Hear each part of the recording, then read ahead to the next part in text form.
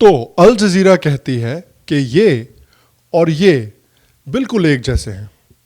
हाँ भाई, हम तो यहाँ बेवकूफ़ बैठे हैं।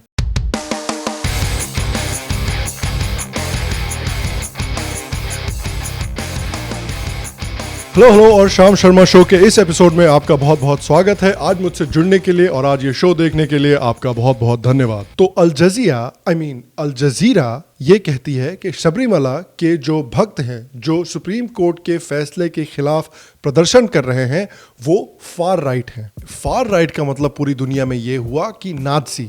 फार राइट का ये मतलब हुआ कि आप माइनॉरिटीज़ को मारना चाहते हैं, माइनॉरिटीज़ को निकालना चाहते हैं। फार राइट का ये मतलब हुआ।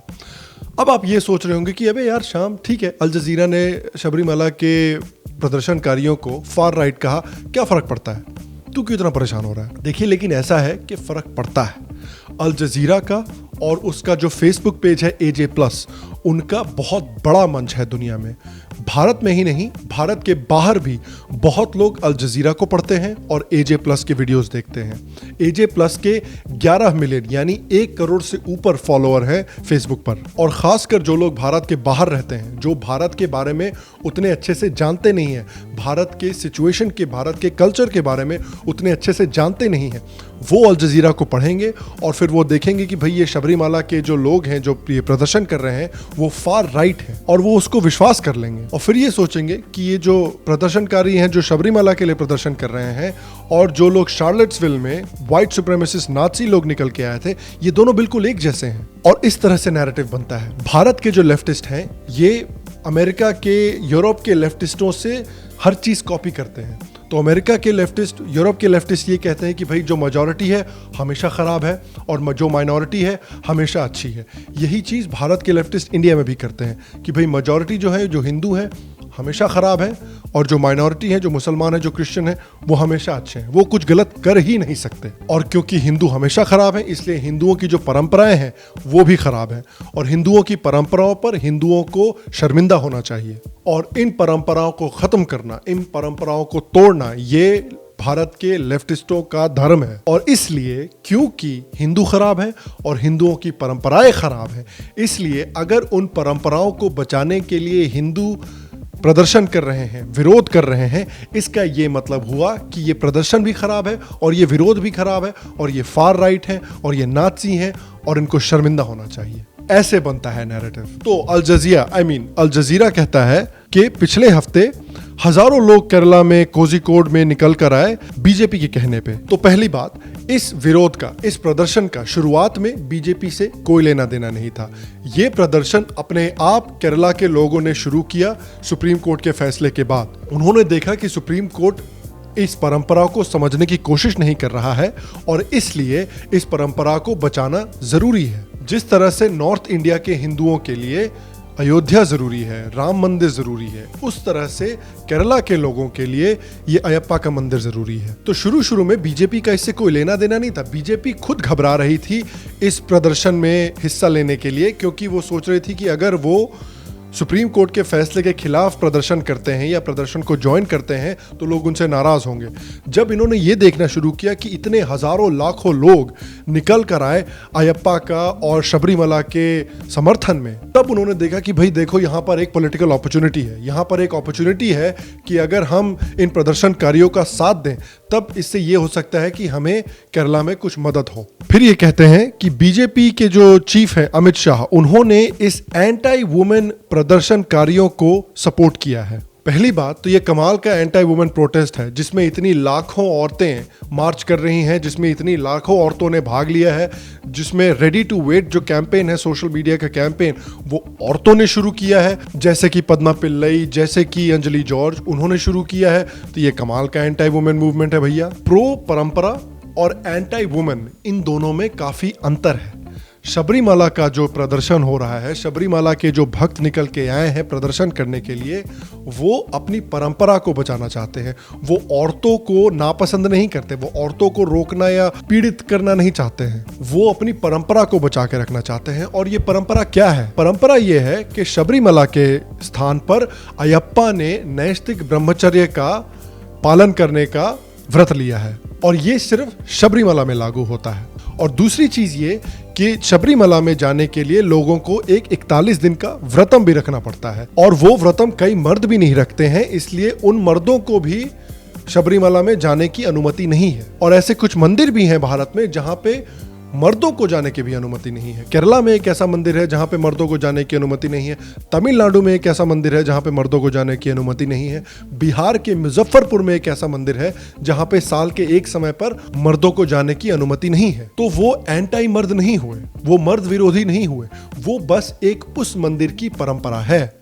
और बहुत लोग इसको ट्रिपल तलाक से भी कंपेयर करते हैं। तो ट्रिपल तलाक में यह फर्क पड़ता है कि ट्रिपल तलाक से हजारों भारतीय मुस्लिम औरतों की जिंदगियां तबाह हो रही थी। इस परंपरा से किसी की जिंदगी तबाह नहीं हो रही है। मैं आपका आर्गुमेंट समझ सकता हूं कि भाई औरतों को जाने देना चाहिए, लेकिन ये सिर्फ एक मंदिर की परंपरा है और इस मंदिर की परंपरा से किसी भी औरत की जिंदगी तबाह नहीं हो रही है। तो मैं आपका आर्गुमेंट भी समझता हूं, लेकिन आपको इस तरफ से भी एक आर्गुमेंट देखना चाहिए। फिर अल जजीरा बीजेपी के बारे में बात करता है।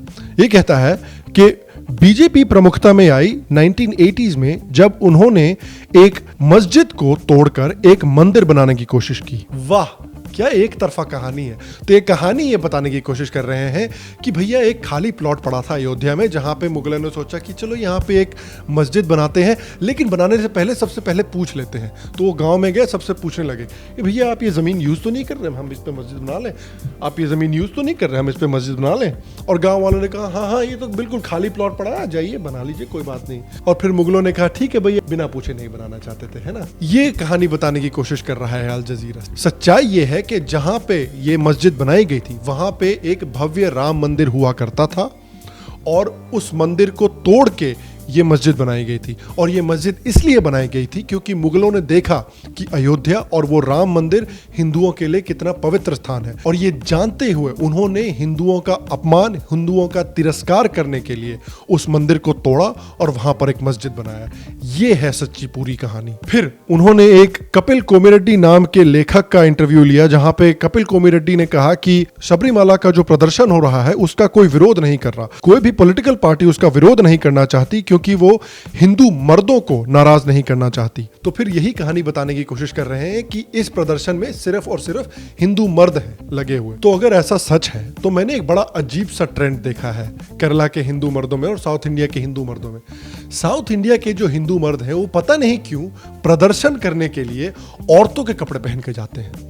अजीब सा ट्रेंड है, मुझे समझ में नहीं आता। मैं समझाता हूं। ये देखिए कितने सारे मर्द हैं जो औरतों के कपड़े पहन के प्रदर्शन कर रहे हैं, क्योंकि कोमिरेड्डी जी कहते हैं कि इसमें सिर्फ हिंदू मर्द हैं। तो देखिए कितने सारे मर्द हैं जो औरतों के कपड़े पहन के घूम रहे हैं। एक मिनट, अरे ये तो औरतें हैं, इसमें तो सिर्फ मर्द होने चाहिए थे, इतनी हजार औरतें कहां से आई? और फिर अल जजीरा ने देश के सबसे सेक्युलर इंसान से बात करने की कोशिश की, कविता कृष्णन, जिन्होंने मोदी गवर्नमेंट को अनडिक्लेयर्ड इमरजेंसी करार दिया था। और जब अटल बिहारी वाजपेयी, भारत के पूर्व प्रधानमंत्री, जब हॉस्पिटल में मरने की हालत में थे, उस समय पे कविता कृष्णन ट्विटर पे अटल बिहारी वाजपेयी को गरिया रही थी, तरह तरह की बातें बोल रही थी। इतनी सेक्युलर है कविता कृष्णन। उनका इंटरव्यू लिया और फिर कविता कृष्णन जी ने कहा ये औरतों को मोबिलाइज किया जा रहा है ब्राह्मणिकल पेट्रियार्की को बचाने के लिए।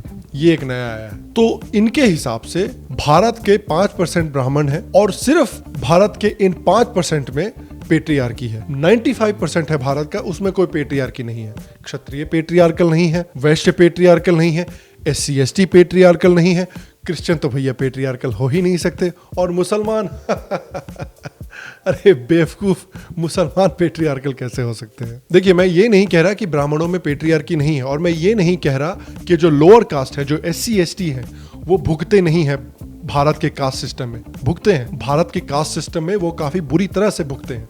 लेकिन ये कहना कि पेट्रियार्की सिर्फ ब्राह्मणों से आई है, ये गलत है। पेट्रियार्की पूरी दुनिया में है, चाहे अमेरिका हो, चाहे यूरोप हो, चाहे ऑस्ट्रेलिया हो, चाहे साउथ अमेरिका हो, हर जगह पेट्रियार्की है। तो वहां पे तो कोई ब्राह्मण नहीं है। पेट्रियार्की पूरी दुनिया में है और भारत में भी है, और क्षत्रियों में भी है, वैश्यों में भी है, SC ST में भी है, क्रिश्चियनों में भी है, मुसलमानों में भी है।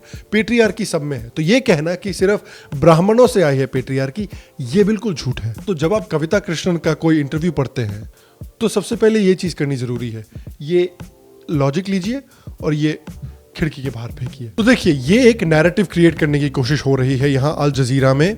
ये चीज हमें समझनी जरूरी है, और सबरीमला में क्या हो रहा है ये भी लोगों को समझना जरूरी है। जो आप चाहें, सबरीमला में जो प्रदर्शनकारी प्रदर्शन कर रहे हैं, चाहे आप उनसे अग्री करें या ना करें, लेकिन कम से कम उनका पूरा आर्ग्यूमेंट सुनने की कोशिश करें।